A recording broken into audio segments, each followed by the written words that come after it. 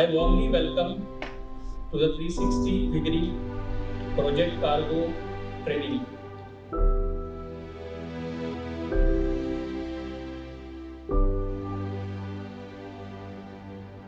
We always have a fear, customs, yet we follow the rules and regulations in today's world.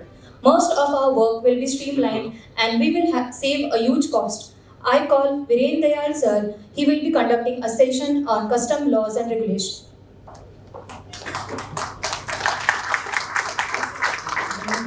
Good afternoon. My lecture today is something which has not been talked about much in the arena of customs clearance. So it's a completely different topic and not very often spoken about. So I'll start with something which may not be interest to industries in a particular sector of manufacturing, but yes, is one of those heavy revenue earning items for the exporters, especially in the infrastructure industries. So the topic which has been entrusted to me today is on project exports. Thank you. Project exports is not defined anywhere as such in Indian customs. Project exports is basically defined more so under the ambit and scope of Ministry of Commerce, that is by DGFT. So it refers to export of engineering goods on deferred payment terms and execution of turnkey projects and civil construction contracts abroad collectively. So these are the few projects which are part of the project exports and are within the large industry, the large construction companies. You can name a few which comes to your mind, like L&T and Afcons and so on. They undertake such projects mainly in the Saudi Arabian market and such other upcoming economies who require a lot of skilled manpower and skill set of processes and equipment which India now can easily provide. Next slide, please. So the Project Export Promotion Council of India, PEPC, is the apex body formed under the Ministry of Commerce, that's the DGFT, who have a certain objective, and this is what is projected here, what all they can do. The PEPC promotes project exports from India, and you can be members of that particular non-profit organization, and they will give you a lot of information on various projects which are mainly under the international competitive bidding. So this is about PEPC. Next slide, please. Project Export Promotion Council of India is an expert promotion council set up by the government. It's almost a 40-year-old body, and in line with the foreign trade policy of the government, not only undertakes necessary export promotion initiatives, but also provides necessary technical information, guidance and support. So this is what is their main job as far as project exports are concerned. Next slide, please. Can you play this, please?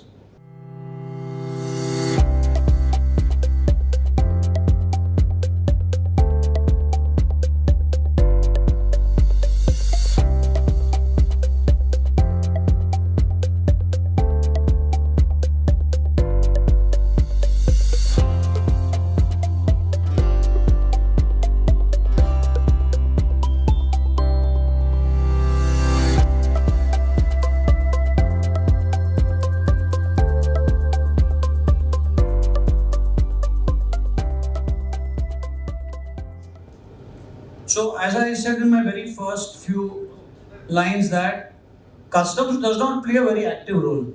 It is a consortium of banks, the consortium of MDRs, and mainly through RBI, the entire project export is channelized because the money takes coming to India, the repatriation comes over a period of time, not necessarily in 6 months and 9 months under the FEMA regulations. Therefore, project exports are seen in a different manner.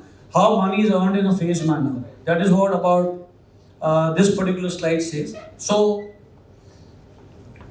what we tell exporters per se is that You should try to bifurcate the export benefits so that your drawback, road tap, advance authorization as a matter of fact can come as per the monies which are received so that you don't have any fallback from RBI for any money not repatriated into India. So the correlation in the inward remittance shipping bills have to be seriously monitored for EDPMS and IDPMS entries. Therefore, project export need more time for the money to come. So there's a mechanism where you can have a deferred payment so that you're not in the ambit of RBI's net, that it's not, the money is not come within the stipulated time. Next slide, please.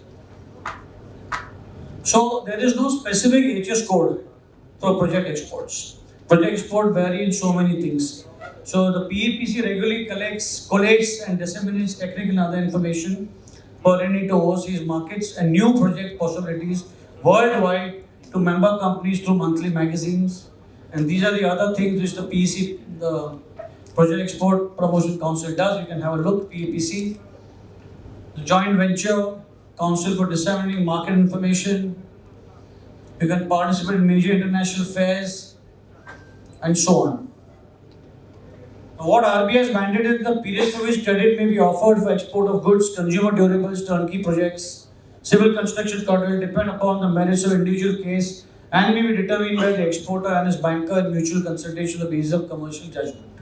However, consumer durables and miscellaneous engineering goods can be exported on cash terms. So these are a few more detailed kind of procedures which RBI has given for project exports from India. Next slide, please. So Memorandum of Instruction of Project Exports and Service Exports issued known as PEN. So RBI, as I told you, is the chief person here who regulates project exports and not necessarily customs. As far as custom, of course, does the correct work of clearing the consignment for exports and so on. But mainly RBI does all this. Deferred credit offered, foreign competition, moratorium, rate of interest. Rate of interest is pretty low for project exports from India, and especially execution of contract, nature of security obtainable from foreign buyers, nature of escalation, force majeure, arbitration clauses, extent of fund-based and non-fund-based facilities.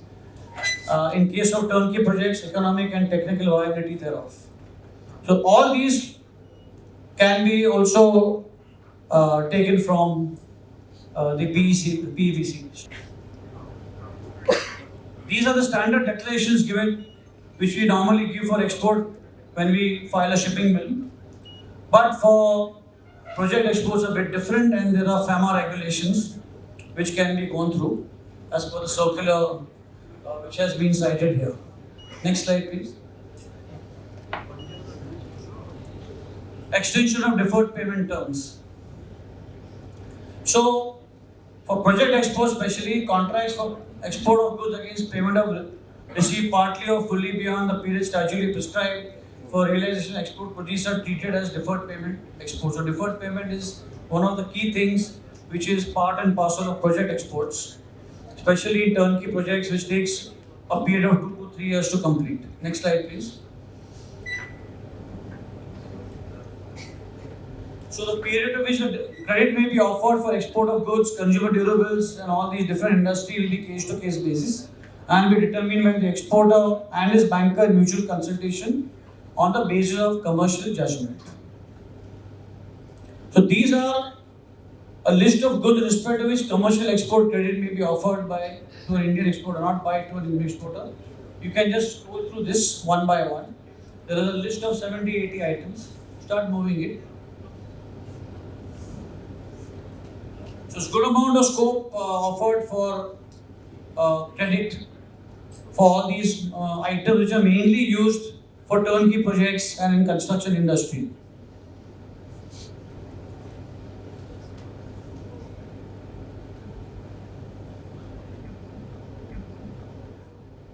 So when you have these kind of credit offered, even the DGFT have come out a special sign for.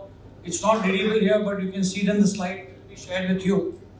There are about 35 to 40 standard items of capital goods for which ad hoc norms, you need not go to the to DGFT Delhi for non-fixation, you can straight away take it from the regional office where your city is, and you can take ad hoc norms as per the DGFT policy. So you'll get it for project export. There are list of items of capital goods there in these particular norms, which can be, which are all these items. One of them, I've just taken one slide. There are two such slides, but I've just taken one. If you can just go up and show that yellow color sign for standard equipment under FTP is keen for capital goods as per Journal Notes number 6 of the FTP 2023. You can read that further if you wish to. There's a good amount of data on that. Next slide, please. Next slide.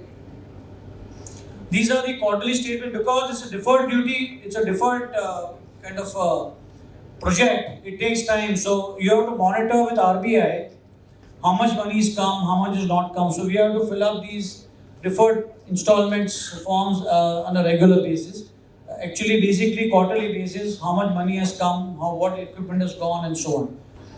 So these are a few things I picked up from the RBI manual. Next slide. The total amount you not received, amount pending beyond 6 months, reason for non-payment installments. These are all regulatory compliances or other regulatory checks and which needs to be done. Next slide, please. Global demand for project exports and India's supply capabilities. Demand for project export mainly after the backdrop of COVID. So before COVID, we had about $4.2 billion worth of project export done. After COVID, it came down to 2.1. 2.4 from in 2020-21 was $2.1 billion, then came down to 2.0. Now there's again a chance for more and more infrastructure development to be done, and that's how project export has got its own place in one of those areas where foreign currency is earned by India. You can have a look at this slide, global demand for project exports and India's supply capabilities. There's a lot of demand, especially in Saudi Arabia. One of the main client where about 25% of the project exports are done in Saudi Arabia alone. Next slide, please. Many Indian companies are tapping the emerging opportunities of project exports and making substantial contribution. Next slide. Sectoral share in community infrastructure investment needs is what. See the total value of $94 trillion.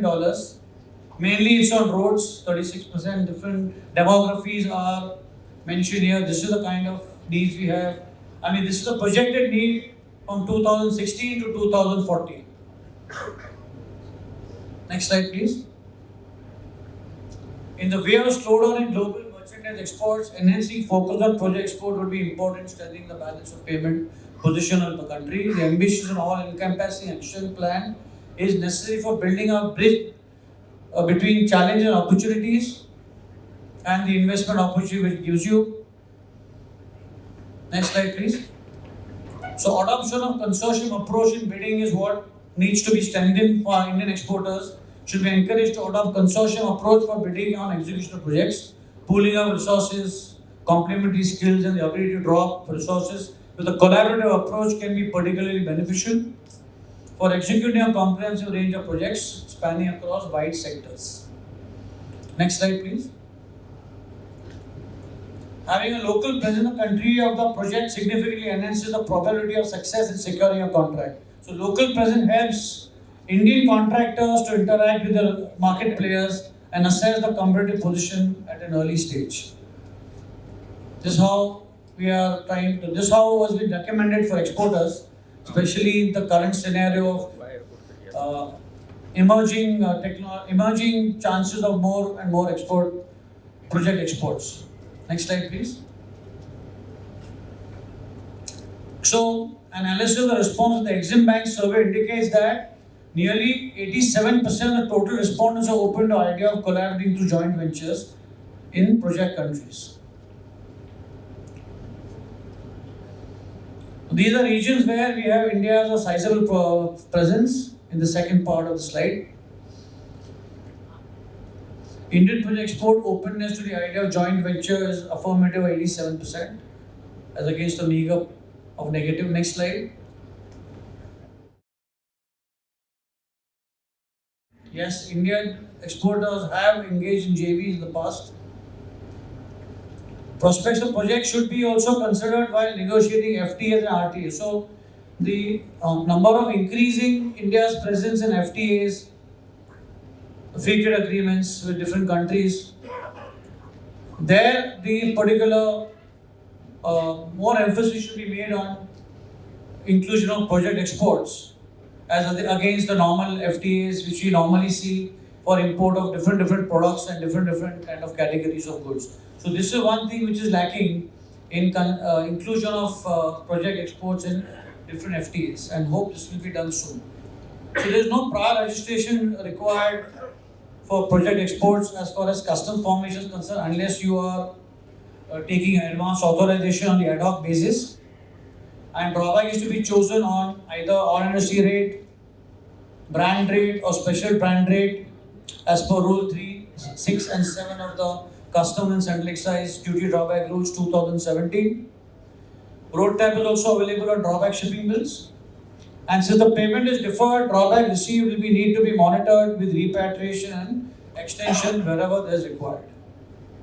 So this is as far as custom processes are concerned. Now, there are some assumptions which I have made here that the schemes are based on geopolitical considerations. So, FTA is one of those main focuses where geopolitical considerations are considered, how each countries can help each other.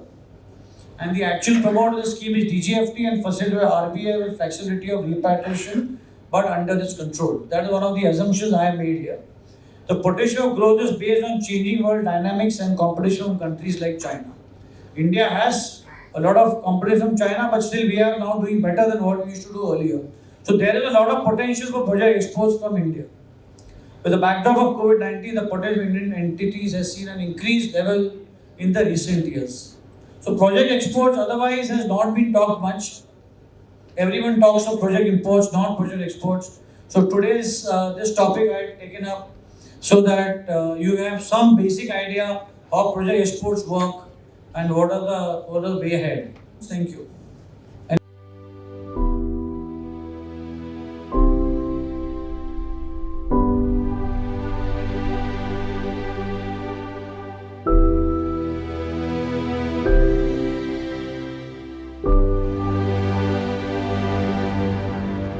This training session is designed to equip you with the tools, skills, knowledge development which need to excel in managing complex cargo operations.